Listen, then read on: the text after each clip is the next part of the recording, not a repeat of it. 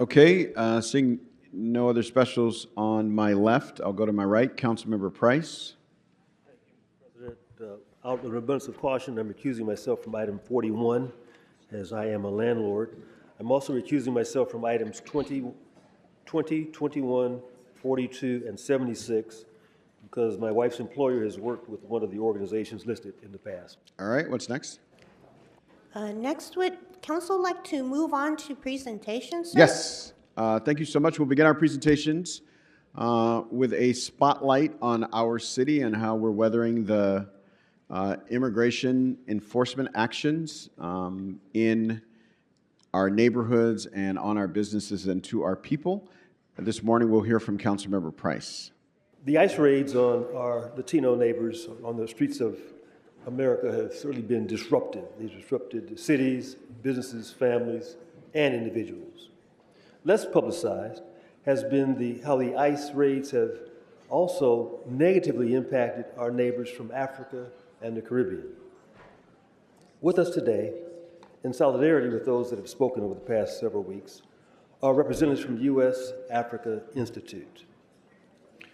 The Institute is a community-based organization based in CD9, founded to address the urgent education, policy advocacy, and community organizing needs. The Institute serves Black immigrant communities from Africa, the Caribbean, and South and Central American countries, working to ensure that their unique perspectives and experiences are recognized and addressed. Its mission is to foster cross-cultural understanding and to strengthen collaboration with other immigrant groups and the African American communities. The organization provides Know Your Rights resources, academic support, and immigration assistance for ongoing immigrant assistance for those who remain unseen and disproportionately impacted by ongoing immigration enforcement efforts. So please join me in welcoming Dr. Thaddeus Belay, President of the U.S. Africa Institute. Thank you, Councilman. Good morning, and thank you so much, Councilman. Good morning, members of the City Council and Council President Harsh Davson. My name is Dr. Thaddeus Belay. I am the founder of U.S. African Institute. We founded the organization when I was a doctoral student at the University of Southern California in response to the urgent need of immigration support for the Black immigrant communities. We are deeply grateful to Councilmember Price for his commitment to uplifting the immigrant communities and in the Black diaspora communities in our district, as well as across the country. The Black immigrant community is under attack right now. And the administration has waged a war against not just Black immigrant community, but across the board, including our brothers from the Hispanic American community and Asian American communities. And the president called us garbage, and he said our Mexican American brothers and sisters rapists. But let us be clear, we're not rapists, we're not garbage. We are educators, we are community organizers. We are doctors, we are nurses. We contribute so much to the very fabric of our country, culturally, economically, and countless other ways. Today, we urge the city council members and the president and also our mayor to condemn this rhetoric against immigrant communities and also to support our immigrant community, not only in CD9, but across our city. Council members, we're not alone in this fight. We appreciate the support of our immigrant communities from the Hispanic community, as well as from the Asian American communities, and also from our brothers from African American communities. What Councilmember Price is doing today and every day to uplift and empower African Americans or Black immigrants or immigrant communities in general is a legacy of the Black communities who have been fighting on the front line in the 50s and the 60s against the Chinese Exclusion Act And if you look at our institutions, the HBCUs, fighting for everybody, not just for Black Americans, but for everyone who's been marginalized in this country. So we are very grateful for the work you're doing all of you here, the city council members, but we need support. We need collaboration more to be able to empower and then support the immigrant communities and the Black immigrant communities, in particular, African. Myself, I was a refugee. I came to the United States 15, 16 years ago. And I've been, fighting and organizing, our communities, not only here in Los Angeles, but across the country, working with, a number of, members of, Congress and then other elected officials. So we're asking you, we're demanding you to support us now, to condemn what's going on in the country. With that, I'll say thank you to the councilman and his staff, and all of you here for your leadership and commitment to support our community, and thank you so much.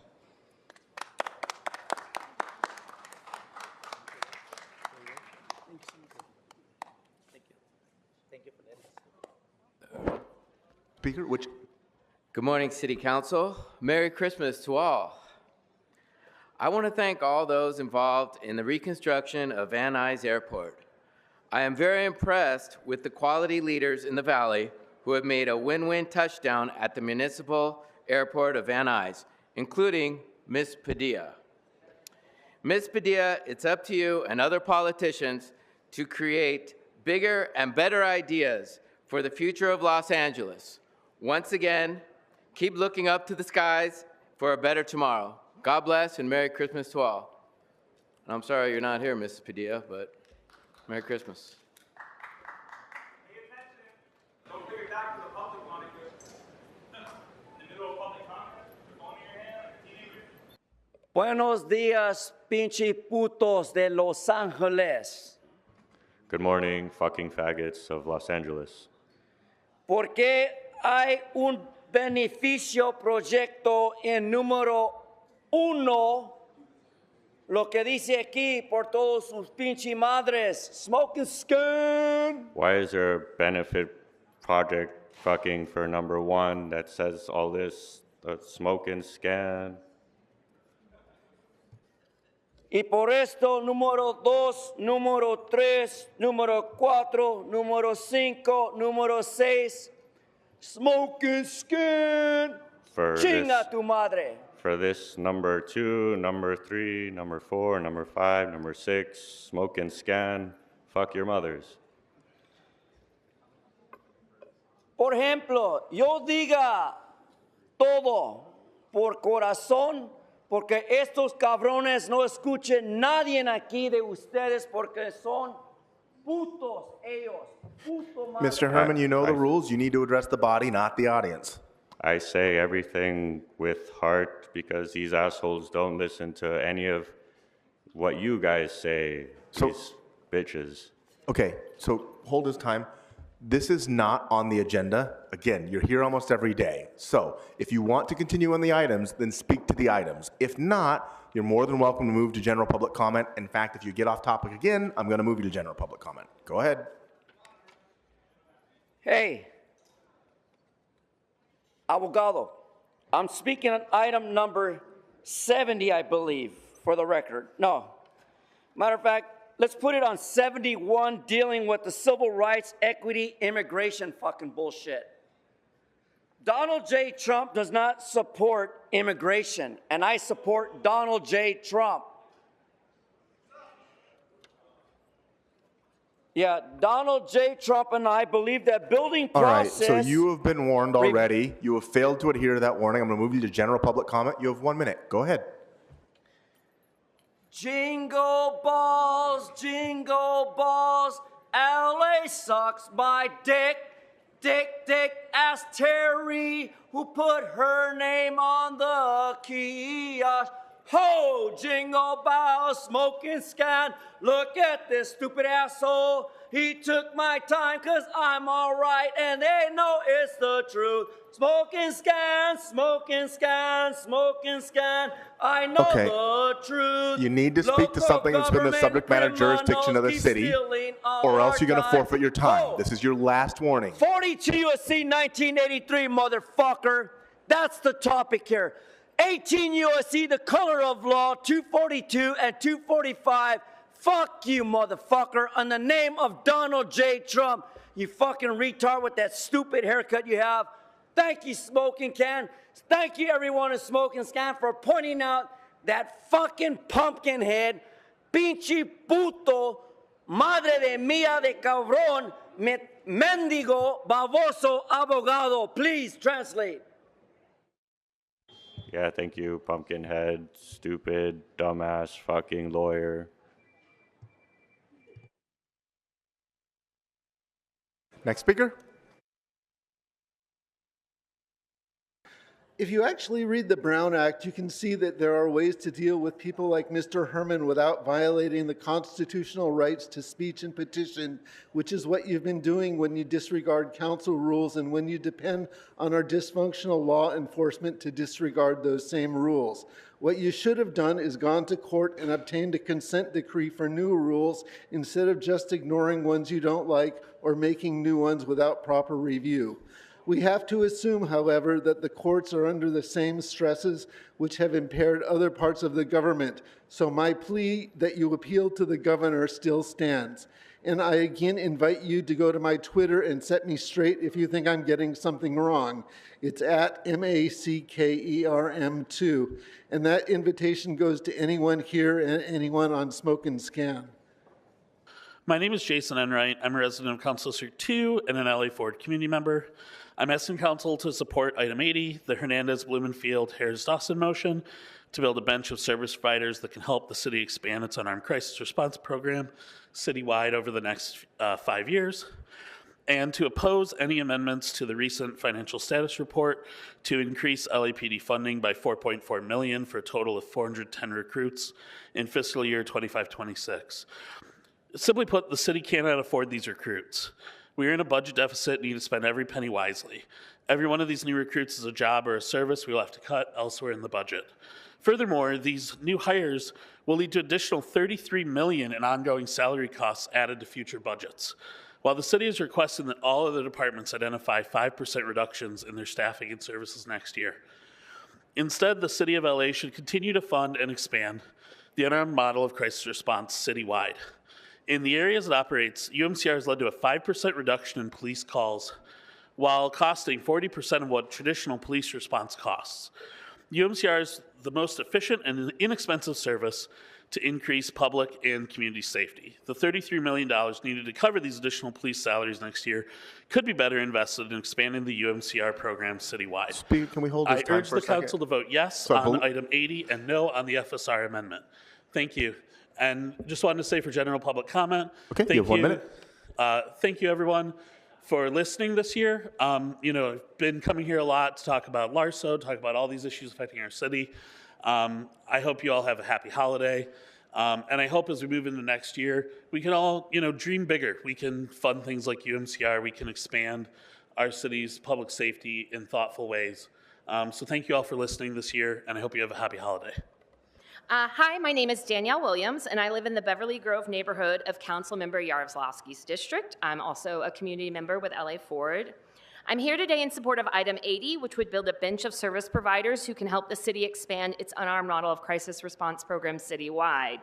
We know that UMCR saves capacity, saves money, and saves lives. LAPD Chief McDonald himself said that unarmed service response programs reduced LAPD calls by 5%, increasing officers' capacity to respond to more critical calls. This is a tremendous savings since a response from a UMCR team costs 59% less than the equivalent LAPD response, $35 versus $85 per the CAO's office. Supporting UMCR and making sure that the bench of service providers grows so that the UMCR can save lives citywide is both the moral and fiscally responsible path forward. Speaking of fiscal responsibility, or rather lack thereof, I will now comment on item 40, which would give the LAPD an additional $4.4 million or over $1 million via Councilmember Yaroslavsky's amendment, because LAPD leadership has chosen to actively ignore their budget in the months since it was approved and are on track to hire 410 recruits, which is 170 more than what their budget allowed for, without seeking any approval from the City Council for the additional funds. The LAPD's fiscal irresponsibility is particularly galling because many of LA City's budgeting issues stem from liability costs resulting from their reckless actions and inability or unwillingness to de-escalate situations appropriately.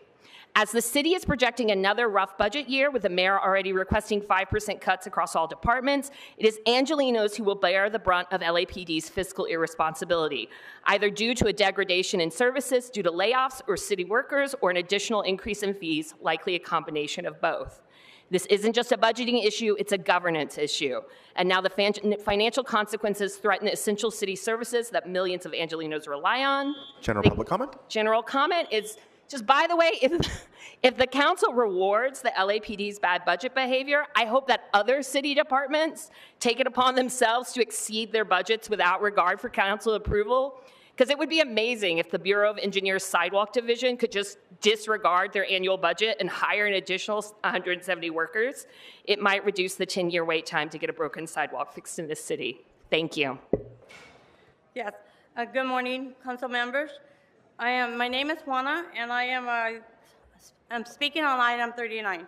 I am proud of member of United Steelworkers, Local 8599, here to ask for your vote and support for the 2024-25 private ambulance service rate adjustment and for a strong no vote on any attempt to deregulate private ambulance service. The ILA created the private ambulance ordinance 30 years ago to ensure everyone had access to safe, reliable service regardless of economic status, race, or religion. This is a 30-year public service, not at risk of deregulation by greedy insurance companies. We cannot let insurance companies gut this vital public service. Deregulating LA City's private ambulance would create a race to the bottom in cost, service, and care, killing companies, destroying jobs like EMS professionals, and devastate the quality of care for our patients. Speaker, your time has expired. Good morning.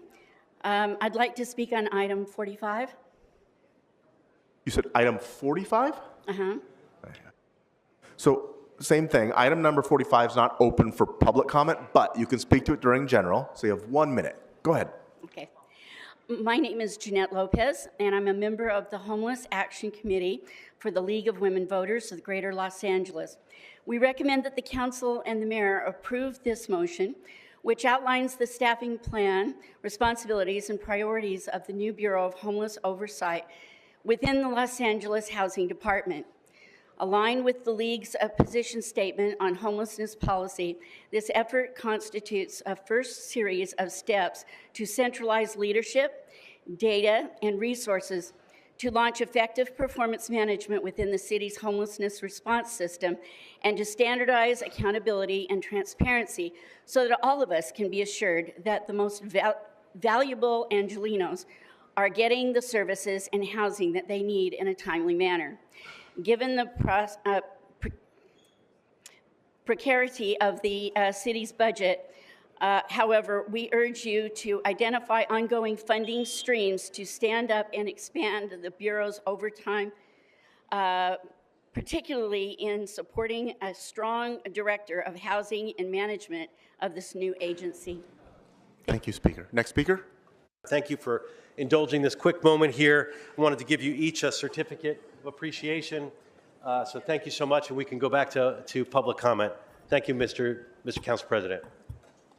Yeah, I mean, it really is about the same topic. My hope is that the council does not lower the allowable rent increase so that as it currently stands. We're all here for the same objective, to keep fellow Angelenos housed. However, it feels that low-income housing providers like myself are often being attacked at every opportunity. I have several Section 8 units, a program that needs a lot more support. My average unit is at 60% of market rate. All I want to do is to provide a fair service to my tenants. However, it's becoming increasingly impossible to do so when insurance rates, trash, water, and repair costs more than doubled over the last few years, while our tenants' rents were frozen in effect for at least 5 years. Many of my tenants, most of my tenants, their income did not get impacted negatively by the pandemic, and their wages continue to increase, which is a good thing overall. I'm sorry, we have to move on to the next speaker. So you can finish your last sentence, but then we got to move on because we have to give everybody the same amount of time. So go ahead. Okay. No, I just appreciate the carve out for the folks that have under 10 units. I think that a better formula would be based on the rent, how close the rents are to market rate. Thank you, Speaker. Next speaker. My name is Catherine, Legislative Coordinator for United Steelworkers District 12 and member of Local 12911. I'm speaking in support of the 2024-2025 private ambulance service rate adjustment. I thank the committee chairs and members for their work on this item, and to all of you for your continued leadership and commitment to protect good union jobs and family sustainable wages. As you are aware, insurance companies have been trying to get LA's private ambulance ordinance and continue to battle against the service rate adjustment. They've attempted to wear us down in the hope that we will give up, but we will not and cannot give up because this is far too important to EMS workers, working families, and community members. The ordinance created 30 years ago ensured that everyone has equal access to safe, reliable service regardless of their socioeconomic status. Our members are honored to do this work, and I respectfully ask for you to vote yes to stand with workers and working families, stand with EMS workers, stand with the community, not with insurance companies who put the welfare of the people behind profits. Thank you.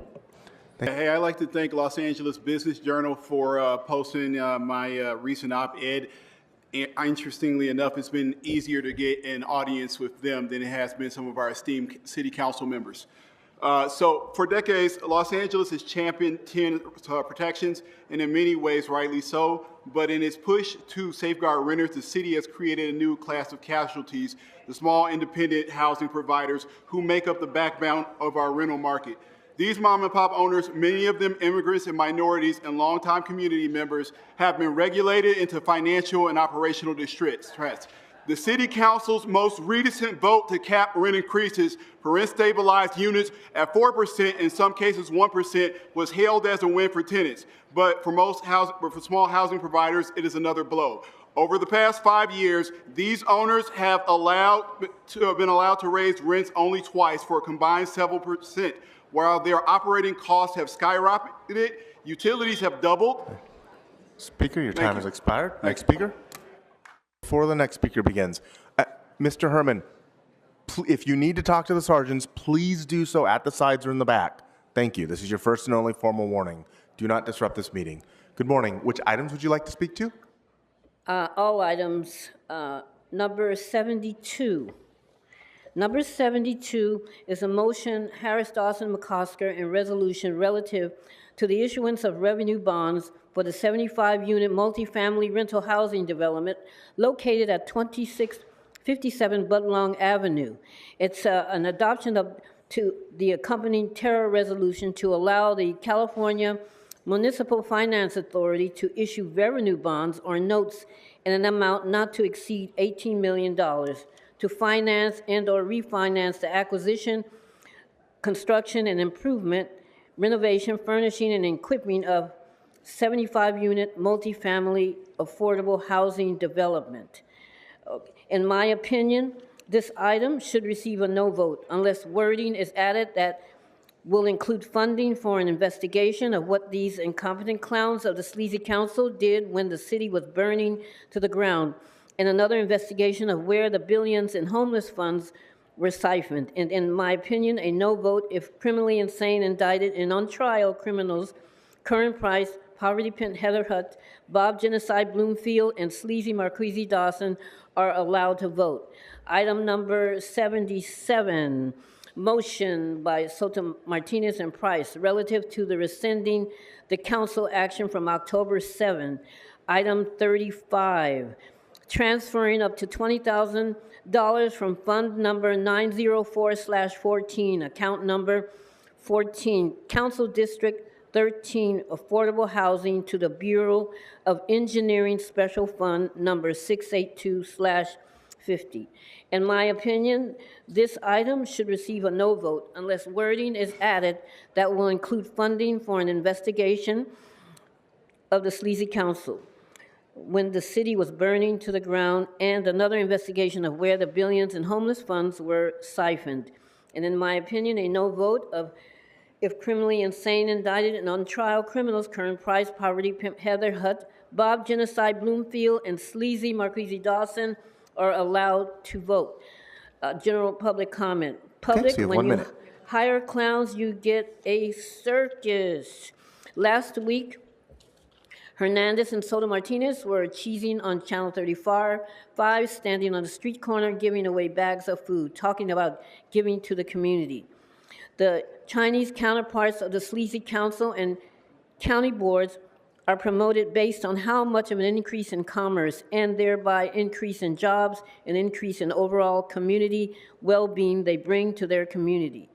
Improvement, increase in commerce people. The problem is that none of these incompetent council people know how to increase commerce.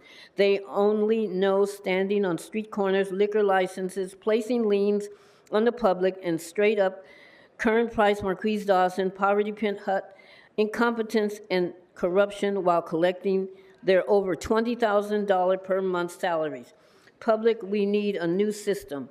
The Attorney General, the FBI, and the IRS currently in a massive investigation of our sleazy city government, misappropriations of billions. Thank you. So it's kind of hard. I've been trying to work on myself, but it's kind of hard not to come up here and be just really angry. I don't want to call it righteous anger because I don't believe I'm self-righteous in any way. I'm flawed, I'm a sinner, I'm a human. But when it comes to these items here, it's hard not to be upset when you have, I believe it's item 70-something. It's moving money from the affordable housing account into like the Bureau of Engineering to test soil. I mean, do we have more than enough money for affordable housing or something that we can just use it for other shit? I don't think so. There's a lot of REAP items all over this. It's cool to see that there are removals from REAP because I don't think it should be trying to shake down all the homeowners around the city and property owners because you can't manage your own budget. So it's good to see removals from REAP, especially because REAP, the way it works, is that if the landlord or the owner doesn't meet their obligations, well, then the money they're supposed to get just goes into a little account, and then when and if they meet those requirements, they just get the money anyway. So it's not really a penalty. You have item 72, which is an $18 million bonds for a quote-unquote affordable housing project, over 70 units. But affordable housing is kind of a bullshit word. It doesn't mean anything. All the housing is affordable if you have enough fucking money.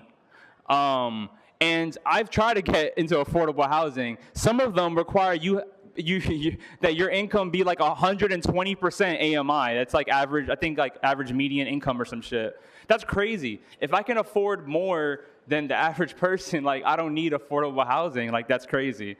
And it's not lost on me that a lot of these developments are getting exemptions through, we had a program recently, the ULA thing, and it specified specifically that those developments will have a tax exempt status. So I'm guessing this would be a development like that, which is kind of bullshit. Item 75 is to get the city to be made a officially accredited menopause-friendly city. Now, I don't know what the fuck that means. If you're not gonna let a chick take the day off because she's having hot flashes, you're not a menopause-friendly city. So really, the only thing you need to do is if a woman or whoever's having menopause is having a really serious problem that day, they should be allowed to just call out and you give them that paid day. That's it, no questions asked. You don't need to do no report and all this to figure out how do we make menopause-friendly city. Yo, don't tell the chick that's having hot flashes to come in at 7 in the morning and work till 7 p.m. or whatever the fuck you're gonna do, okay? That's all you have to do. It's not that complicated. You don't need to do a big report or whatever. Whatever this officially accredited menopause-friendly city stuff is, it just sounds like more bullshit. Now, I think general public comment. Yep, general public comment. It's really disrespectful how y'all have all these side Excuse me? How you have all these side conversations and talking and looking at your phones while people are having their public comment. You interrupted somebody else about to speak so you can have another presentation. Where even is that council member that had that presentation? You have John Lee over here talking. You have all these little sidebars. Hugo and Yaroslavsky talking about God knows what. It's ridiculous. It's hard not to be just fucking enraged.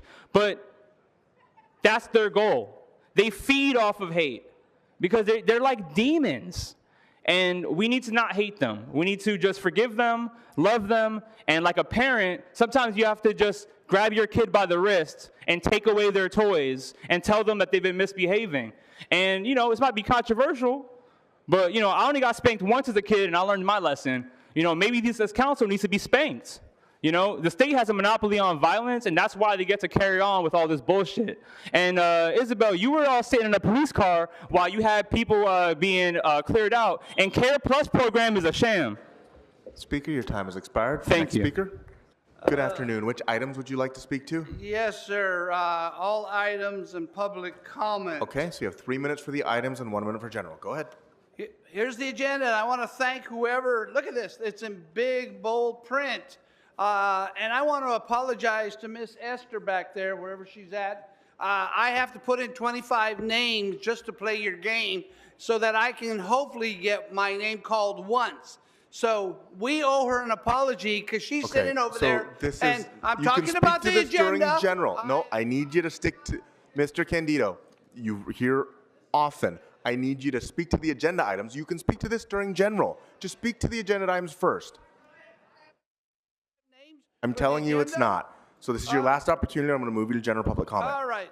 So let me just do this. I really want to thank the officers for allowing me and giving me this agenda because the officers here for over a year, you have protected the people in here so that we can speak. Right. Mr. Candido, I have asked you politely, and we've had this conversation before. This is silly.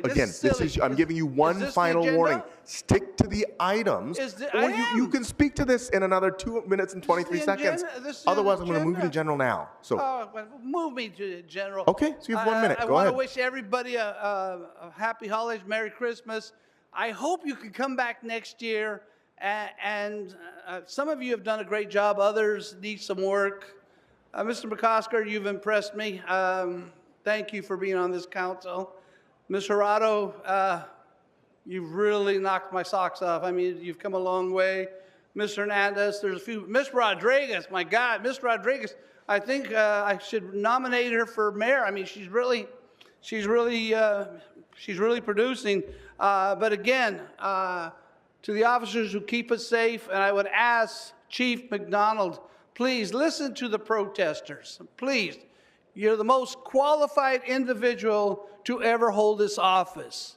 And as I told you last time when we were back there in 2009, God had a special plan for you to be before this council, and that was to make this city safe and to be great. So please, Mr. McDonald, Chief McDonald, would you please listen to those protesters? Thank you and have a happy Merry Christmas, happy holiday.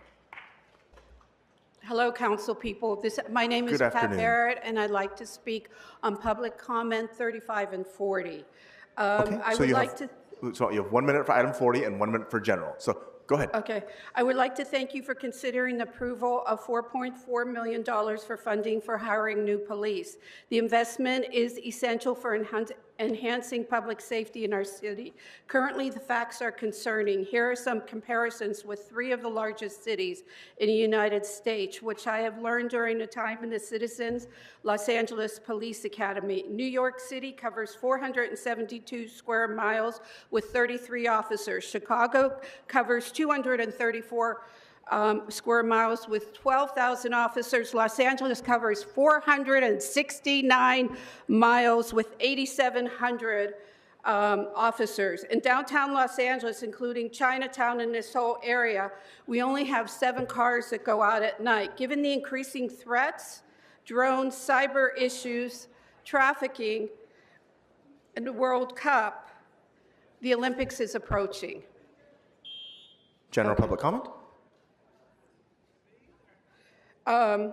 In downtown Los Angeles, including areas like Chinatown, and we need more than $4.4 million in financing for the police. In downtown Los Angeles, including areas like Chinatown, Little Tokyo, and the Arts Central City, South Park, Fashion District, and Skid Row District, we have just 7 patrol cars on duty during a shift with an additional 2 to 4 cars and for our period. Given the increasing threats, we face drones, cyber attacks, issues, theft, trafficking, and bomb threats. We do not have enough officers to protect the citizens, especially with major events like the World Cup and the Olympics. We are subject to burden right now. We are a target today and will continue to be if we do not approve the funding. The $4.4 million for hiring new police officers is not just an investment in law enforcement, it is investment for the safety of the community. Thank you, and I live in District 14. Jesus Rojas for AGLA. We urge the Housing Homeless Committee to take up the issue of an additional 1% increase for mom and pop owners with 10 or fewer units as soon as possible so that it can be added to the ordinance prior to the new formula being implemented. Without this necessary lifeline, small owners will be forced out of business by skyrocketing costs and their long-term renters will be displaced. Small owners provide some of the most affordable RSO housing with rents 16% below average RSOs per bedroom. They also provide units with more bedrooms that are desperately needed by working families. Thank you. Council President, that's all the speakers for the allotted time. There are only 2 speakers for this special items listed. I'd like to call up Smoke and Scan. Sorry, and hold on. Celine. Yeah. Members, I can see some of our regulars are upset. Because you're our regulars, you know how this works. You need to sign up at the kiosks in the back, and then your name, you will be eligible, hold on, you will be eligible to speak during the special meeting. So please do not yell out. If you have concerns, let the sergeants know so that they can let us know. Thank you. I'm sorry, you can continue reading names. Yes. I would like to call up Smoke and Scan and Celine LA.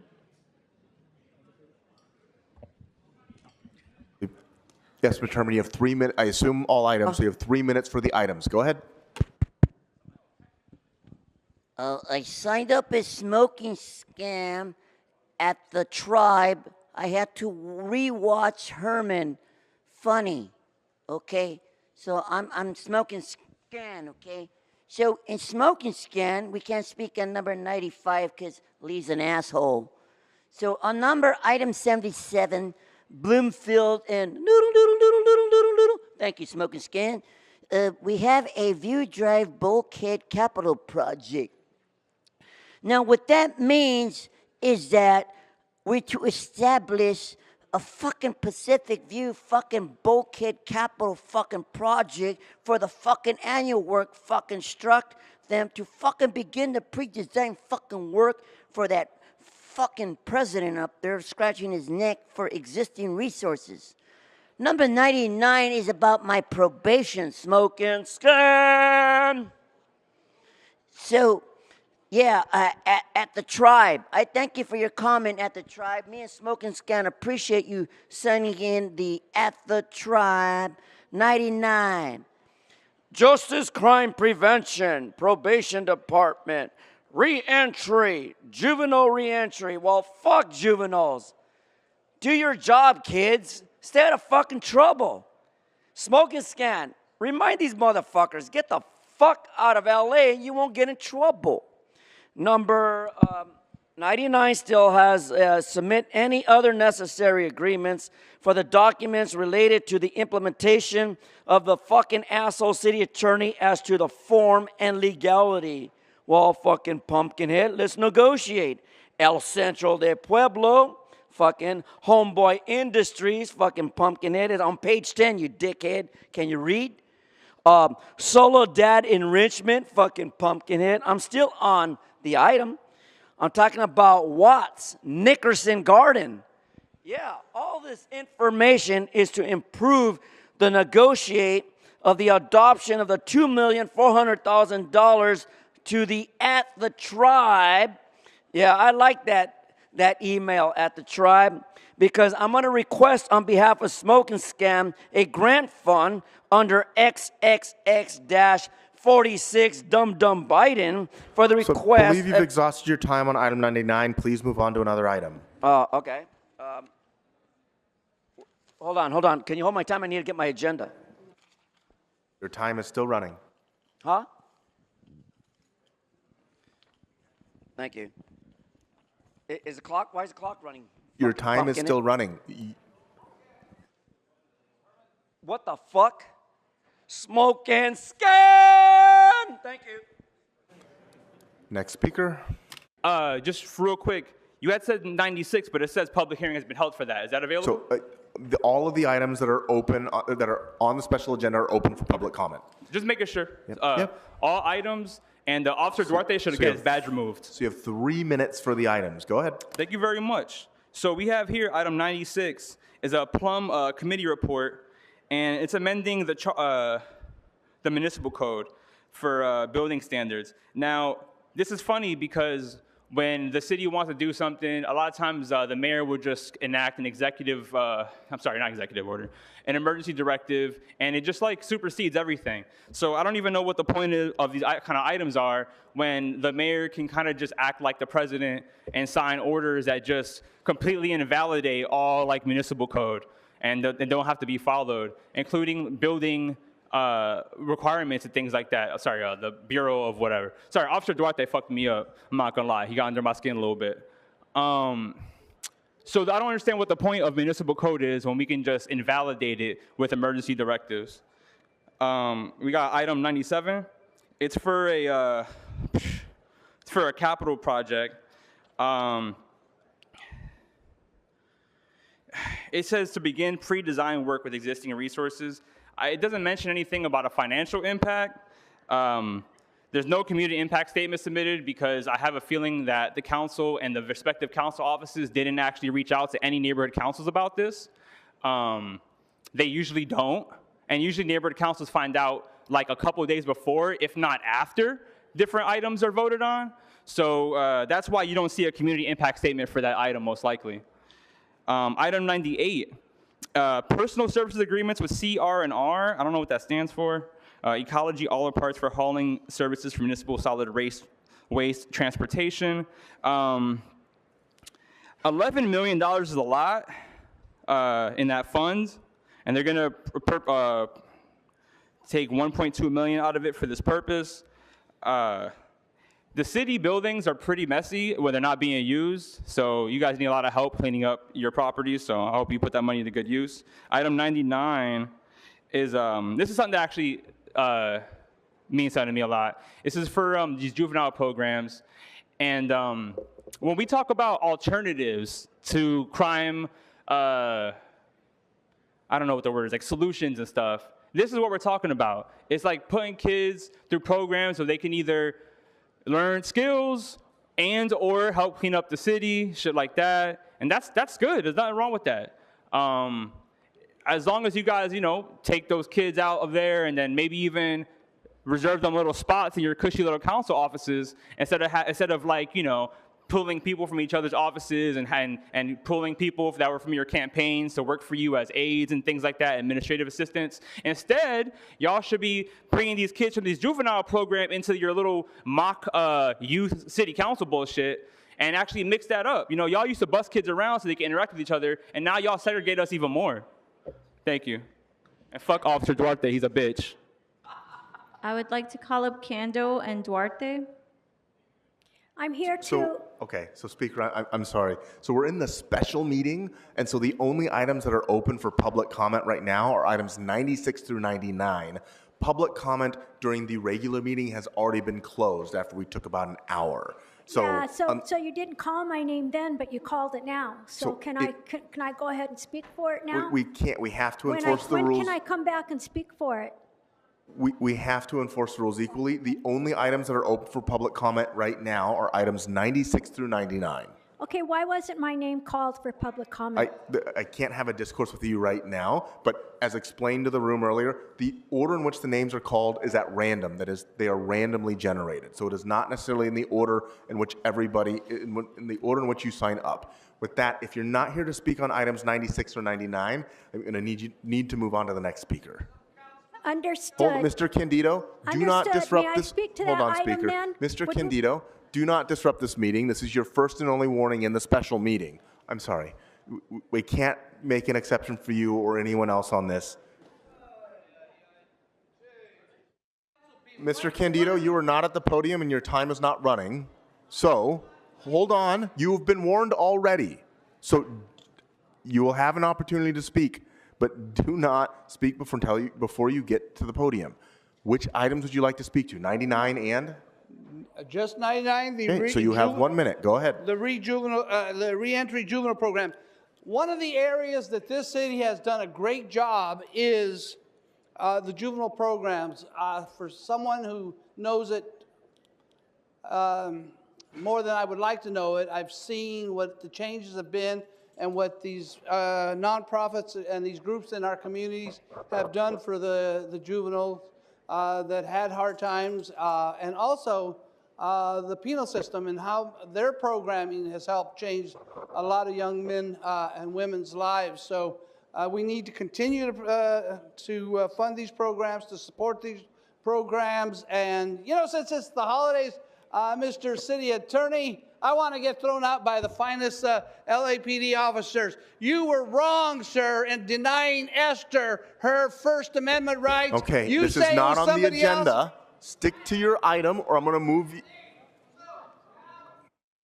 Has been denied her right because you make me put in a bunch of names. Okay, your time has expired. Mr. Candido, you're excused from this meeting. You've been warned 3 times. We'll ask you to exit the chambers immediately. Mr. Candido, you've been excused from this meeting pursuant to Rules 7 and 12. Mr. Candido, you have been warned multiple times and excused from this meeting. Please exit the room. For everyone who is here, I would note that when people sign up under multiple names, it does create issues and takes away from other folks. So I would ask, while Mr. Candido was listening, to please not sign up under multiple names, in fairness to everybody who would like to come here and provide public comment. My name was called, but I'm not here on any of the special items. If I could just speak to some of the staff from District 8, I would appreciate it on behalf of my client who's going to lose his property. Okay, so I think as you understand now, we can't have you speak now, but if you wait at the side, we'll see if someone's available. Thank you very much. Are there... Council President, all the names have been called for the special item. We want to have this conversation in January, and I'm sure that everyone on the Budget Committee would be very happy to have the conversation as early as possible in January.